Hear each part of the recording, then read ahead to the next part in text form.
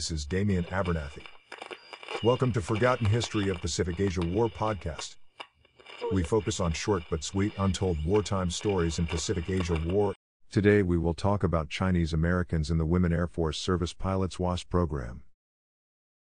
Although the media depict women's involvement in the war mostly in a sidekick role as homemakers, nurses, and factory workers, they were a lot more than that. They were spies, farmers, nurses, and pilots. This post will be focused on the two Chinese women who participated in the World War II in their work and sacrifice for humanity. Women Air Force Service Pilots, WASP, was formed as a civilian women pilots organization in order to free up the men for the war. The members of WASP were trained to become test pilots, ferriers, and trainers as women were not allowed to participate in combat at the time.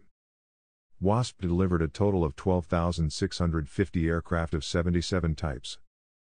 They logged a total of 60 million air miles for the Air Force but wasn't recognized until 1977. The beginning of WASP. The idea of having women participate in the war was first brought up in a letter to First Lady Eleanor Roosevelt by American aviator Jackie Cochran once Warsaw fell to the Germans. Jackie also wrote a letter to Lieutenant Colonel Robert Olds, who was organizing the Air Corps Ferrying Command at the time. Jacqueline Cochran at the time was considered to be the best female pilot in the United States.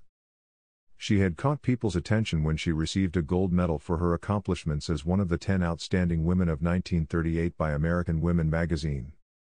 First Lady Roosevelt was the one to decorate her with a medal. By 1939, Cochran had already become the first woman to make a landing entirely by instrument and had set 17 records for national and international speed, distance, and altitude. By 1941, British women pilots were already ferrying aircraft, but the idea of a woman ferrying aircraft was still foreign to many. However, Cochran persisted. First, the Women's Auxiliary Ferrying Squadron WAFS was formed after Nancy Love's suggestion. Nancy's husband participated in the Army Air Corps Reserve. After Nancy's proposed WAFS was accepted, Jackie was angry that she had been rejected. By the fall of 1942, Cochran's proposal of forming Women's Flying Training Detachment, WFTD.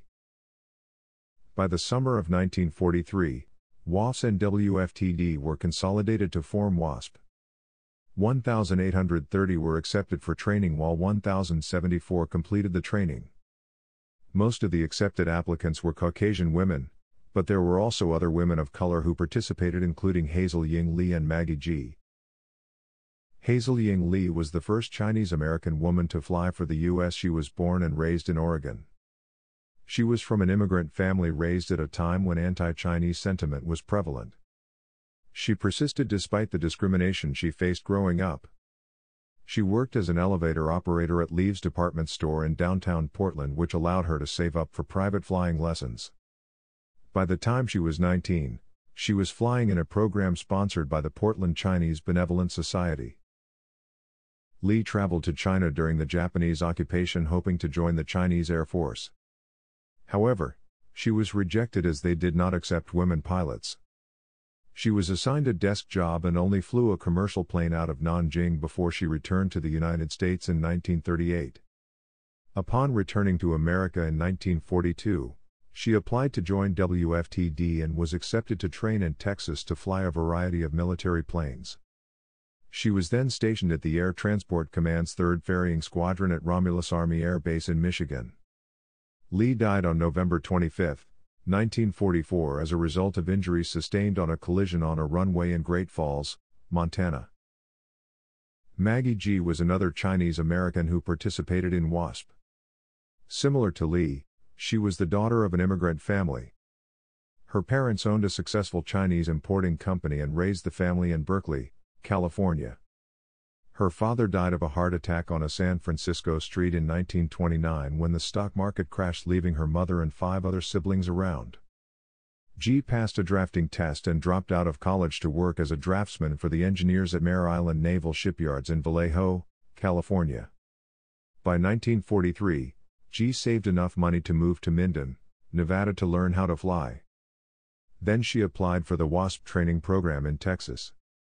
She served throughout the war as a towed target pilot in Las Vegas Army Airfield, Nevada. After the war, she returned to Berkeley and pursued her degree in physics and lived as a researcher covering the fields of cancer, nuclear weapons design, fusion energy, and other related fields.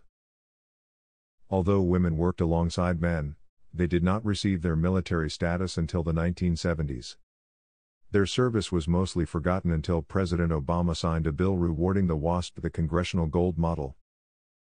If you are interested in learning more about this topic, we have some references listed in the description of this episode. If you like our show, subscribe to us. This is Damian Abernathy. See you in the next episode.